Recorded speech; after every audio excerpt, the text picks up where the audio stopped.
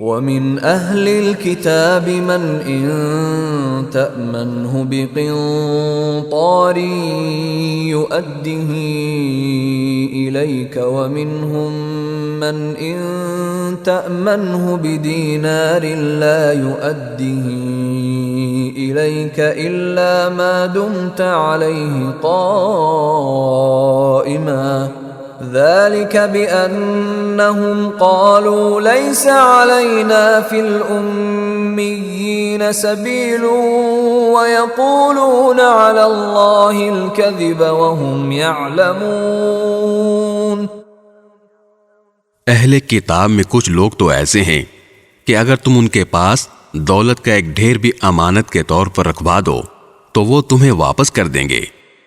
اور انہی میں سے کچھ ایسے ہیں کہ اگر 1 دینار کی امانت بھی ان کے پاس رکھواؤ تو وہ تمہیں واپس نہیں دیں گے، الا یہ کہ تم ان کے سر پر کھڑے رہو۔ ان کا یہ طرز عمل اس لیے ہے کہ انہوں نے یہ کہہ رکھا ہے کہ امیوں یعنی غیر یہودی عربوں کے ساتھ معاملہ کرنے میں ہماری کوئی پکڑ نہیں ہوگی، اور اس طرح وہ اللہ پر جان بوجھ کر جھوٹ باندھتے ہیں۔ بلى من أوفى بعهده واتقى فإن الله يحب المتقين۔ بھلا پکڑ کیوں نہیں ہوگی؟ قاعدہ یہ ہے کہ جو اپنے عہد کو پورا کرے گا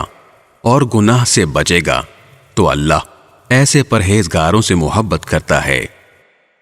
ان الذين يشترون بعهد الله وايمانهم ثمنا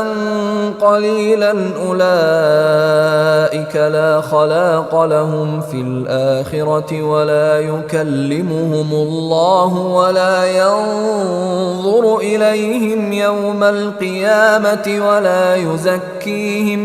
ولا يزكيهم ولهم عذاب أليم۔ اس کے برخلاف جو لوگ اللہ سے کیے ہوئے عہد اور اپنی کھائی ہوئی قسموں کا سودا کر کے تھوڑی سی قیمت حاصل کر لیتے ہیں، ان کا آخرت میں کوئی حصہ نہیں ہوگا، اور قیامت کے دن نہ اللہ ان سے بات کرے گا، نہ انہیں رعایت کی نظر سے دیکھے گا، نہ انہیں پاک کرے گا، اور ان کا حصہ تو بس عذاب ہوگا، انتہائی